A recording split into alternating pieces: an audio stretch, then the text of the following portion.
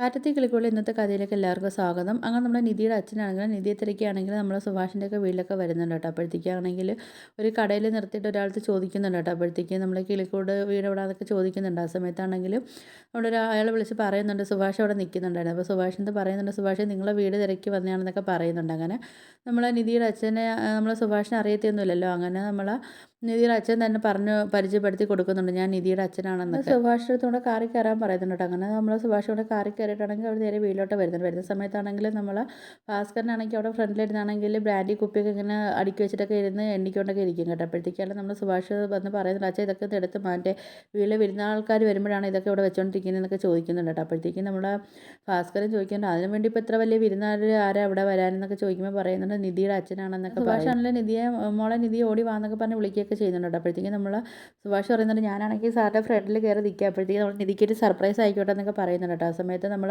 നിധിയും അതുപോലെ നമ്മൾ നികേഷും ഓടി വരുന്നുണ്ട്. അങ്ങനെ നിധി വരുന്ന സമയത്ത് നമ്മൾ സുഭാഷ് ആണെങ്കിൽ അങ്ങ് മാറി കൊടുക്കുന്നുണ്ട് കേട്ടോ. അപ്പോഴത്തേക്കാണ് നമ്മളെ കാണുമ്പോൾ നമ്മൾ നിധിക്കാണെങ്കിൽ അച്ഛനെ കാണുമ്പം ഭയങ്കര ഇമോഷണൽ സങ്കടമൊക്കെ വരുന്നുണ്ട്. അതുകൊണ്ടൊക്കെ തന്നെ നിധിയുടെ അച്ഛനിക്കും നിധിയെ കാണുമ്പോഴത്തേക്കാണെങ്കിൽ നല്ല സങ്കടമൊക്കെ വരുന്നത്. അങ്ങനെ നമ്മൾ നിധിയാണെങ്കിൽ അച്ഛനെ കെട്ടിപ്പിടിച്ച് കരയൊക്കെ ചെയ്യുന്നുണ്ട് കേട്ടോ. അങ്ങനെ പിന്നെ അവരെല്ലാവരും കൂടെ അകത്തോട്ടൊക്കെ കയറി പോകുന്നുണ്ട്. അപ്പോൾ നമ്മളെ ഭാസ്കരനാണെങ്കിൽ അവിടെ നിന്നിട്ട് പറയുന്നുണ്ട്, ഇയാളെന്തിനാ ഇപ്പോൾ ഇങ്ങോട്ട് കയറി വന്ന, വേറെ ജോലിയൊന്നും ഇല്ലാതെ എന്നൊക്കെ ഇങ്ങനെ ഭാസ്കരൻ അവിടെ നിന്ന് പറയുന്നുണ്ട് കേട്ടോ. പിന്നാണെങ്കിൽ നമ്മൾ നിധിയെടുത്താണെങ്കിൽ വിശേഷങ്ങളൊക്കെ അച്ഛൻ ചോദിക്കുന്നുണ്ട്, നിധിയും തിരിച്ച് വിശേഷങ്ങളൊക്കെ പറയുന്നുണ്ട്. അങ്ങനെ നമ്മളെ നിധിയാണെങ്കിൽ അവിടെ എല്ലാവരെയൊക്കെ പരിചയപ്പെടുത്തിയൊക്കെ കൊടുക്കുന്നുണ്ട് കേട്ടോ അച്ഛനൊക്കെ. അങ്ങനെ നമ്മൾ നികേഷ് ചായയൊക്കെ ഇട്ടുകൊണ്ട് വന്ന് കൊടുക്കുകയൊക്കെ ചെയ്യുന്നുണ്ട് കേട്ടോ. അപ്പോഴത്തേക്കാണെങ്കിൽ നമ്മൾ നിധിയുടെ അച്ഛനാണെങ്കിൽ അവിടെ വീട് ഫുള്ളൊക്കെ ഇങ്ങനെ നോക്കുന്നുണ്ട്. അപ്പോഴത്തേക്കും നമ്മൾ നിധിക്കൊക്കെ അത് മനസ്സിലാവുന്നുണ്ട്, അച്ഛനിങ്ങനെ എല്ലാം നോക്കിയൊക്കെ ചെയ്യുമ്പോഴത്തേക്കൊക്കെ.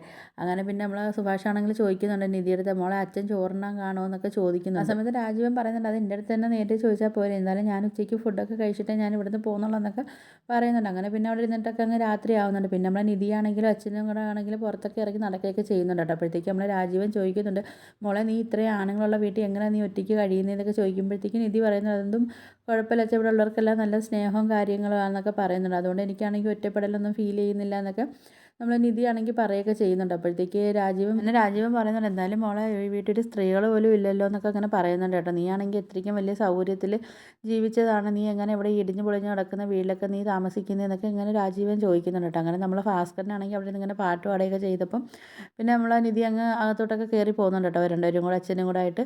അങ്ങനെ പിന്നെ നമ്മൾ ഭാസ്കരൻ്റെ അടുത്താണെങ്കിൽ പോയി നമ്മൾ രാജീവൻ പോയി ഇരിക്കുകയൊക്കെ ചെയ്യുന്നുണ്ട് കേട്ടോ. അപ്പോഴത്തേക്ക് നമ്മൾ ഭാസ്കരൻ ചോദിക്കുന്നുണ്ട്, എന്താണ് ഇപ്പോൾ ഈ വരവിൻ്റെ ഉദ്ദേശം എന്നൊക്കെ നമ്മൾ രാജീവൻ്റെ അടുത്ത് ചോദിക്കുന്ന സമയത്താണെങ്കിൽ രാജീവനാണെങ്കിൽ അതിനുള്ള കൃത്യ മറുപടിയും കാര്യങ്ങളൊക്കെ ഒന്നും കൊടുക്കുന്നില്ല കേട്ടോ. അപ്പോൾ ഇതൊക്കെയാണ് ഇന്നത്തെ എപ്പിസോഡായിട്ടൊക്കെ കാണിക്കുന്നത്.